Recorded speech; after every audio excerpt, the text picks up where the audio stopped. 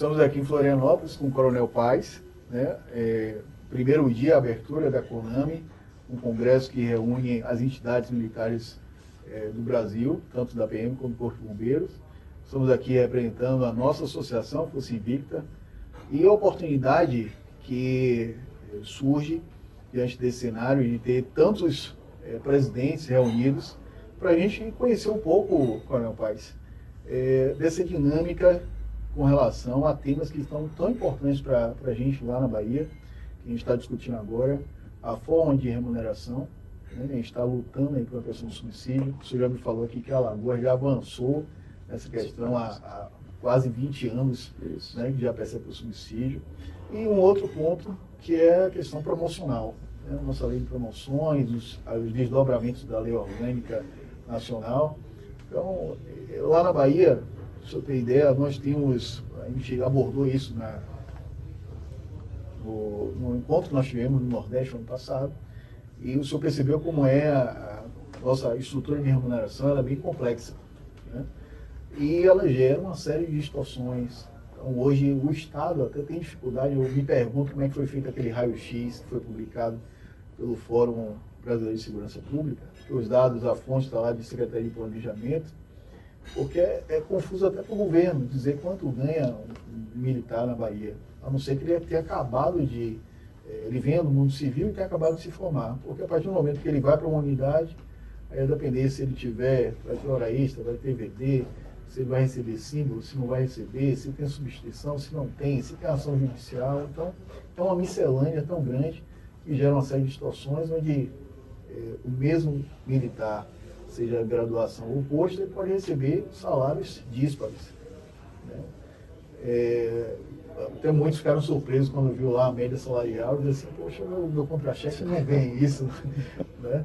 Mas é justamente porque muitas vezes o cara está lotado, está servindo numa determinada unidade que tem algumas possibilidades de aumentar o seu ganho e outros não. A gente sabe que o subsídio ele nivela isso, né? Ele traz mais justiça e equidade para a remuneração.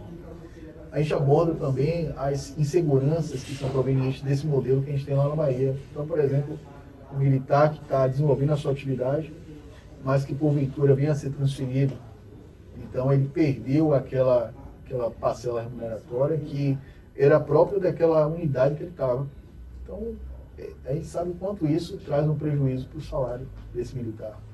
E ele fica, muitas vezes, preso àquela atividade. Então, tem gente que não fica doente, às vezes não tira nem férias, porque não pode perder aquela remuneração. Mas, assim, essa é uma oportunidade para ouvir um pouco das realidades de outros estados e desmistificar alguns receios que o próprio ser humano, né, o medo da mudança, mas para o nosso associado lá na Bahia, para ele conhecer um pouco como é que essa questão do subsídio, que já está, o senhor disse, há mais de 20 anos, né? Por favor, fique à vontade, é um bate-papo, é algo muito descontraído, né? É para o associado mesmo e ter essa noção, ter essa oportunidade que muitas vezes ele não tem, está preso lá às informações da Bahia. É tranquilo. Primeiro, uma satisfação aqui estar com o presidente Igor aqui da Força Invicta e estar aqui batendo esse papo com vocês aí, aos militares estaduais da Bahia. Meus cumprimentos, em especial a todos os associados aí da Força Invicta. Realmente, Igor, às vezes a gente, fazemos parte de uma mesma instituição, Polícia Militar e Bombeiro Militar, que eu me refiro sempre aos militares estaduais. E às vezes, de estado para estado, a gente tem as nossas peculiaridades. Você tocou num tema aí muito sensível, que é o tema remuneratório. Então, em Alagoas, nós tivemos lá em 2004 justamente essa discussão. Por quê? Porque nós recebíamos através de soldos e aquelas incorporações de gratificações, de tudo aquilo que se vinculava. E quando chegou essa temática lá em 2004, eu me recordo, que causou também essa mesma inquietação, porque, como você mesmo afirmou, o ser humano ele é muito tendente a permanecer na sua zona de conforto. Tudo aquilo que há de mudança nos gera uma certa desconfiança. Mas, às vezes, são mudanças que são trabalhadas, que são estudadas, são planejadas para um melhor futuro lá na frente, um futuro mais promissor. Então, tudo isso existia. O militar trabalhava diuturnamente, o militar não tirava férias, não tirava licença especial, às vezes doente, evitava de pegar uma dispensa médica para fazer a sua recuperação plena da saúde, porque ele perdia muito, né? E com o advento do subsídio, não. Isso trouxe uma tranquilidade, uma isonomia entre os postos, entre as graduações, uma tranquilidade para o militar desenvolver, sim, né, a sua atividade com muito profissionalismo, com muita dedicação, mas também cuidar da sua saúde. Se ele está doente, né, tirar aquele tempo para se recuperar, para voltar gozando de sua plena saúde física e mental. Então, hoje, em Alagoas, nós há 20 anos, né, percebemos nessa forma remuneratória, que eu digo sem sombra de dúvida, não foi prejuízo para ninguém. Por quê? Porque lá atrás, quando foi feito, né, fizemos um estudo lá, fizeram o estudo, aqueles que estavam à época à frente das instituições, né, e das entidades que representavam, né, nivelamos, incorporamos todas as gratificações, né, fizemos o subsídio pelo teto e de lá para cá isso vem de uma forma muito tranquila. Né, em outras fases, em outros momentos que tivemos negociação salarial, quando a coisa apertou, né, criaram-se a questão dos 2 níveis de subsídio, né, para o militar que tem de 0 a 20 anos e o militar que tem de 20 a 35 anos.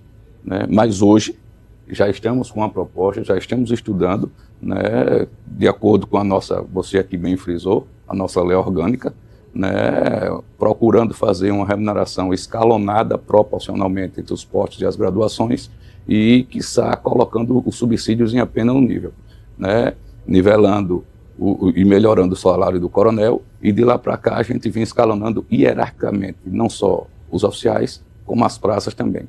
Então, isso são propostas que estão caminhando para dar mais tranquilidade aos nossos militares estaduais. O senhor tocou num ponto aí que para a gente é importantíssimo, é o medo da perda. Por exemplo, nós sabemos que existe uma vedação constitucional da irredutibilidade salarial.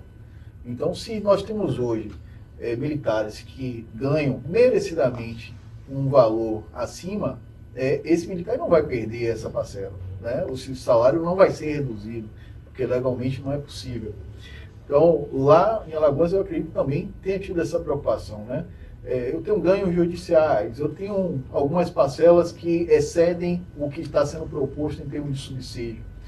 Houve alguma perda para esses militares? Não, perda nenhuma, né? Aquilo que era legalmente constituído da sua remuneração foi incorporado ao seu subsídio, né? Até porque lá em Alagoas, eu acredito que aí também na Bahia, a gente tem um teto remuneratório do Estado. Então, às vezes, lógico, a gente vai e desce pelo nosso contra-cheque com um valor acima do teto, mas que na realidade a gente só percebe aquilo. O que passa fica a bel prazer de quando o Estado, de quando o chefe do Poder Executivo aumenta a sua remuneração, ou ele faça alguma proposta de tirar a remuneração do militar estadual do teto do Executivo. Então, eu acredito, Igor, muito tranquilamente aos militares estaduais da Bahia, que assim, aqueles que têm o seu pleno direito, eles não vão ser prejudicados. Então, é encontrar aquela forma, pensar em conjunto, para ver qual é a melhor forma remuneratória, qual é o melhor teto. E eu ainda digo, o subsídio é muito importante e, assim, para a gente em Alagoas foi um ganho sobremaneira. E assim, presidente, estamos aqui com o Coronel Paes, presidente da SOMAL, né, também diretor do Nordeste, na FINEM, e a gente está tratando sobre um tema que é importantíssimo, que é a questão da forma remuneratória, que no nosso caso hoje é uma série de penduricados, e que já foi lá atrás para o Alagoas, né? A gente não precisa reinventar a roda, que existe uma vantagem em chegar tarde, que é a gente saber qual é o melhor caminho para seguir, o que deu certo e o que não deu.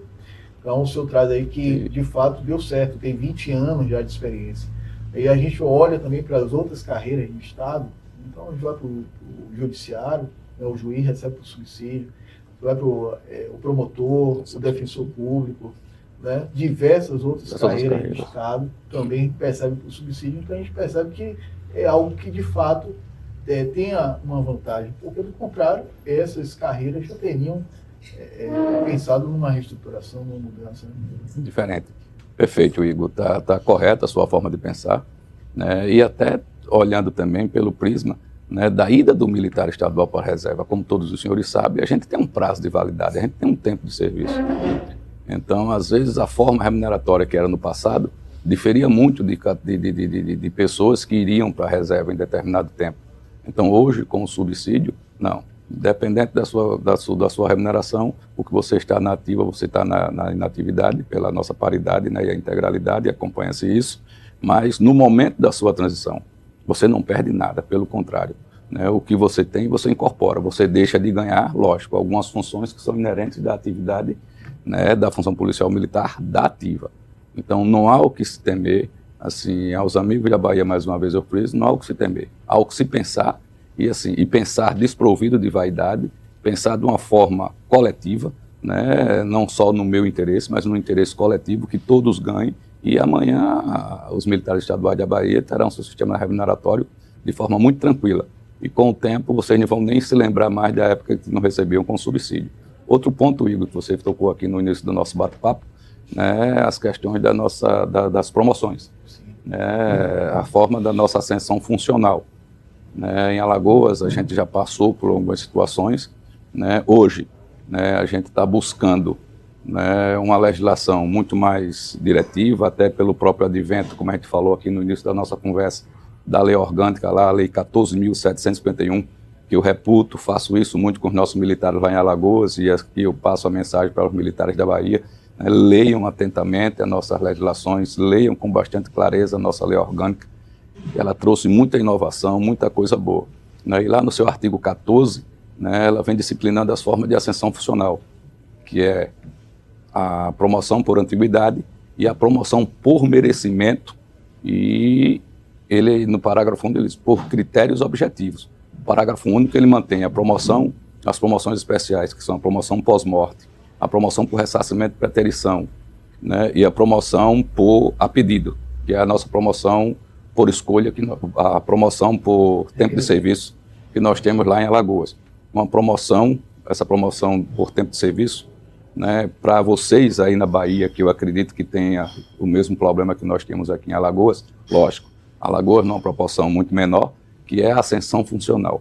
Então você vai completando o seu tempo de serviço, quando você chega lá no seu último posto, quando você completa, né, os 30 anos de efetivo serviço, cumprindo aqueles requisitos, né, que a nossa legislação nos garantia, que é 2 anos no posto, 30 anos de efetivo serviço e 2 anos no posto, ou na graduação, se você for praça, você pode requerer a sua promoção por tempo de serviço. Você é promovido ao posto imediatamente superior, né, tem até 30 dias ainda na ativa, e após os 30 dias, se você não pedir nesse lapso temporal a sua reserva, você vai para a reserva ex officio.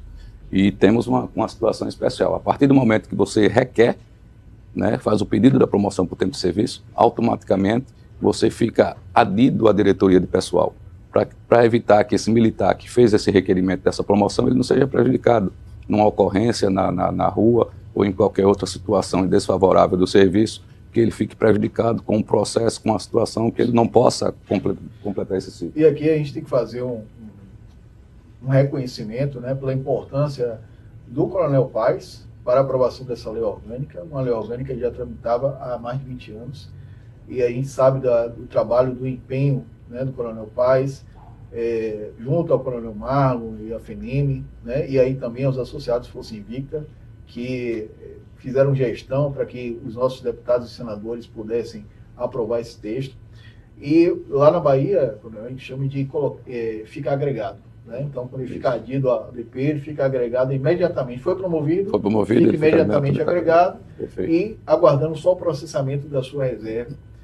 Né? Então, esse é um mecanismo que nós já tentamos lá atrás, né? Uma luta nossa da Força Invicta, e que agora ganhou força com a lei orgânica, porque nós temos aí um fluxo bastante complexo, com muitos desafios, e a gente sabe que essa promoção por requerimento ou a pedido, né, quando preenchidos os requisitos ali para a reserva, vai de alguma forma desafogar muito. Né, esse problema que nós temos lá na Bahia. O outro senhor que tratou ainda, voltando à questão da remuneração, a questão dos inativos, né, dos nossos veteranos, porque hoje são várias e várias ações judiciais que a gente precisa entrar para poder ter a questão da integralidade e da paridade. Né? Ainda temos esse desafio. Com o subsídio, a gente com certeza vai, se não resolver definitivamente, vai mitigar bastante esse problema. Então, quero aqui... Só queria antes de terminar aí, Igor, assim, a gente tocar num ponto, né, que nós tivemos aquele seminário lá em Alagoas no ano passado, e que espero que esse ano seja Sim, na Bahia. 20 Aí, anos da nossa Força Invicta. Vai ser o seminário, e nós tocamos num ponto aqui da forma da ascensão funcional, como eu disse, do merecimento objetivo. Sim. Em Alagoas, a gente superou principalmente a questão do merecimento também, né? Que em Alagoas a gente tinha antiguidade, merecimento e escolha. Essa promoção por escolha, de início de iniciativa do governador, né, onde a CPOP, a Comissão de Promoção de Oficiais, né, fazia uma lista tríplice, mandava para o governador, mas ele escolhia quem quisesse, independente de critério, de pontuação de merecimento ou de antiguidade. Então ele podia pegar o último camarada de 10 turmas antes da sua que estivesse concorrendo e era promovido na sua frente. Graças a Deus, né, com o advento da lei orgânica, a promoção por escolha foi extirpada, mas os nossos 2 critérios de promoções que permanecem em Alagoas, antiguidade e merecimento objetivo. Nosso merecimento é bem objetivo, né, bem claro na nossa legislação e outra. E nós temos um sistema lá, o CISPROMO, onde na época no certame promocional, quando ele é aberto, né, todos aqueles concorrentes, vamos supor, Tenente Coronel Paes está concorrendo ao posto de coronel na época. Se você colocar lá no sistema todos aqueles tenentes coronéis que concorrem comigo no merecimento, eu acompanho online, virtualmente, a pontuação, a elevação da pontuação, o que precisa e o que não precisa, de todos os que estão concorrendo naquele certame. E com critérios objetivos. Com critérios bastante objetivos, muito claro na lei. E é isso que a nossa lei orgânica está trazendo. Eu acredito que isso também dá uma tranquilidade muito grande a você, militar estadual, a você, policial e bombeiro militar, para se preparar, para fazer os cursos que são necessários, para buscar aquela pontuação que seja necessário, que você precisa, para você desempenhar a sua função melhor e ter esse reconhecimento e essa tranquilidade, que a gente sabe duas coisas que inquietam a gente, né? A primeira, lógico, a forma de remuneração, mas a outra, que tem muita gente que liga mais do que para a remuneração, é a sua ascensão funcional, é a sua promoção, tanto o oficial como a praça. Então, estamos diuturnamente trabalhando nisso. Agradeço as palavras do Igor aqui, quando ele falou na questão do nosso trabalho, mas é o trabalho conjunto, como a Força Invicta aqui, muito bem representada pelo Igor. Quantas vezes a gente gastou sola de sapato e saliva no Congresso Nacional, tanto na Câmara como no Senado, para conseguir aprovar, e graças a Deus aprovou. E a gente já está vendo esses frutos agora, né? Até algumas procuradorias, como a Procuradoria do Estado de Alagoas, né, manifestando-se acerca de alguns critérios de promoção, dizendo que a nossa lei orgânica ela é auto-aplicável naquilo que ela não traz o vacácio, né? Naquilo que ela não diz, como é o caso do nível de escolaridade, que ela coloca um prazo de até 2029 para ter a sua plenitude. Mas nos demais outros itens é de plena aplicação, independente da legislação estadual. Então é bom aí os militares estaduais se reunirem, buscarem junto ao governo do estado a regulamentação de alguns itens para ficar mais confortável para vocês.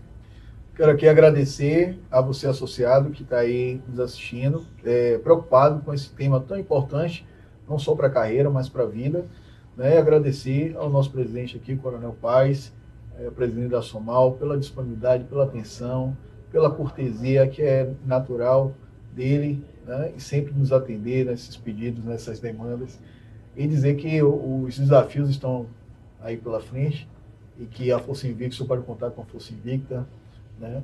E eu espero também, estou aqui já fazendo um convite público, de que o nosso aniversário, esse ano, em setembro, são 20 anos de Força Invicta. Quero convidar aqui a SOMAL para se fazer presente e comemorar com todos os associados essa Força Invicta, que a gente diz sempre que ela só existe, só é invicta enquanto nós estivermos unidos, né, em prol do mesmo objetivo, do bem comum, do bem coletivo.